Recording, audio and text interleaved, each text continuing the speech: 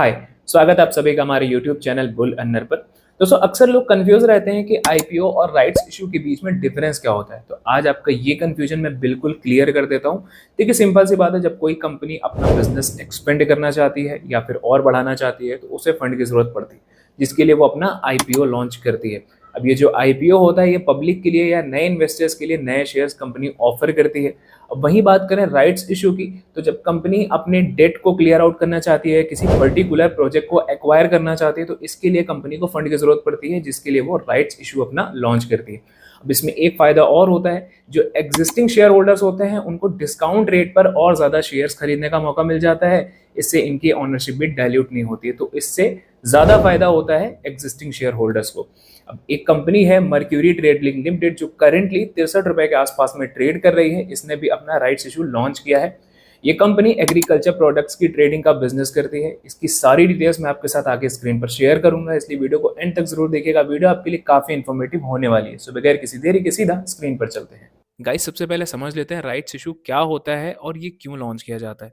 Basically किसी भी company को जब एडिशनल फंड की ज़रूरत पड़ती है, लाइक वो अपना डेट क्लियर आउट करना चाह रही है या फिर किसी भी तरीके के नए प्रोजेक्ट शुरू करने वाली है, किसी प्रोजेक्ट को एक्वायर करने वाली है, तो उसे फंड की ज़रूरत पड़ती है। ऐसे में कंपनी राइट्स इशू लॉन्च करती है। अब राइट्स इशू में होता क्या है, जो एग्जिस्टिंग शेयर होल्डर्स होते हैं उनको डिस्काउंट प्राइस पर और ज़्यादा शेयर्स लेने का मौका मिल जाता है। मतलब उन्हें कम रेट पर और ज़्यादा स्टेक बढ़ाने का मौका मिल जाता है। अब जो एग्जिस्टिंग शेयर होल्डर्स होते हैं, जिनके पास ऑलरेडी उस कंपनी के शेयर्स मौजूद होते हैं, उनके डीमैट में आरई के नाम से वो शेयर्स शो करने लगता है, जिसे राइट्स एंटाइटलमेंट कहते हैं। ठीक है ना? ये आपके अकाउंट में शो करने लगता है। जिस रेशियो में राइट्स इशू किया गया था, लाइक 4:1 के रेशियो में यहाँ पर किया गया है, तो उसके हिसाब से आपके डीमैट अकाउंट में राइट्स एंटाइटलमेंट आरई शेयर्स शो करने लगते हैं। गाइस, बात कर लेते हैं राइट्स इशू की डिटेल की। तो यहाँ पर कंपनी का एक अनाउंसमेंट आया जिसमें कंपनी ने सारी डिटेल्स ऑलरेडी बता रखी है। तो सर यहाँ देखोगे तो 1,08,90,000 fully paid up equity shares हैं 10 रुपये फेस वैल्यू के, जिसका इशू प्राइस है 44 रुपये 95 पैसा। इसका जो टोटल अमाउंट आता है वो आता है 48,95,05,500 रुपये। राइट्स इशू प्राइस 44 रुपये 95 पैसा पर fully paid up equity share है, जिसमें 34 रुपये 95 पैसा पर इक्विटी शेयर प्रीमियम इंक्लूड है। ये 4:1 के रेशियो है, मतलब 4 नए शेयर्स एवरी 1 एग्जिस्टिंग शेयर्स। एक पुराने शेयर्स के बदले 4 नए शेयर्स। आप नीचे आओगे तो यहाँ आप देख सकते हो कि 24 अक्टूबर 2024 इसकी रिकॉर्ड डेट फिक्स की गई है। राइट्स इशू की जो ओपनिंग डेट है वो थर्सडे 7 नवंबर 2024 थी और ये क्लोज होगा थर्सडे 5 दिसंबर 2024 को। दोस्तों, यहाँ पर जो राइट्स इशू आया है, इससे जो एग्जिस्टिंग शेयर होल्डर्स को फायदा है वो भी मैं आपको थोड़ा सा क्लियर कर देता हूँ। जैसे मैंने आपको शुरुआत में कहा था, आप यहाँ पर आओगे तो देख सकते हो करेंटली ये ट्रेड कर रहा है 62 रुपये 90 पैसे के आसपास में। मैं यहाँ पर 62.90 रुपीज़ यहाँ पर कर देता हूँ। ठीक है ना? और इशू प्राइस है इसका 44 रुपये 95 पैसा। 44 रुपये 95 पैसा जब आप इसे माइनस करोगे तो यहाँ आप देख सकते हो कि 17 रुपये 95 पैसे का यहाँ पर डिस्काउंट मिलेगा जो एग्जिस्टिंग शेयर होल्डर्स होंगे, पुराने शेयर होल्डर्स होंगे जिनके पास इनके शेयर्स ऑलरेडी मौजूद हैं, उनको 17 रुपये 95 पैसे का डिस्काउंट मिलेगा। मतलब वो इतने प्राइस कम में और ज़्यादा शेयर्स अपने खरीद सकते हैं और भी स्टेक अपना बढ़ा सकते हैं। तो इससे ये फ़ायदा एग्जिस्टिंग शेयर होल्डर्स को मिल जाएगा। अब दोस्तों बात करते हैं कि कैसे आप इसे अप्लाई करोगे। तो इसे आप बहुत ईजिली नेट बैंकिंग के थ्रू भी अप्लाई कर सकते हैं। नेट बैंकिंग जब आप ओपन करोगे तो रिक्वेस्ट वाले सेक्शन में आपको आईपीओ या राइट्स इशू का ऑप्शन मिल जाएगा। उस पर क्लिक कीजिए, अपना अकाउंट सेलेक्ट कीजिए, देन राइट्स इशू वाला ऑप्शन सेलेक्ट कर लेना है। इसके बाद आपको अपने डीमैट अकाउंट की कुछ बेसिक डिटेल्स फिल करनी होगी, देन प्रोसेस कंप्लीट हो जाएगा। गाइस, अब आप इसे सिर्फ ऑनलाइन ही नहीं बल्कि अपने बैंक के थ्रू फिजिकल फॉर्म में भी अप्लाई कर सकते हैं, सिंपली एप्लीकेशन फॉर्म फिल करके। अब जो लोग एग्जिस्टिंग शेयर होल्डर नहीं है, मतलब जिनके पास पहले से इसके शेयर मौजूद नहीं है और उन्हें राइट्स इशू अप्लाई करना है, तो इसके लिए पहले उन्हें आरई बाई करना है। इसका प्रोसेस भी बिल्कुल सिंपल है। इसके लिए आपको आपके ब्रोकर ऐप पर जाना है एंड मर्क्यूरी आरई सर्च करना है, जिसका बीएसई कोड है 750918।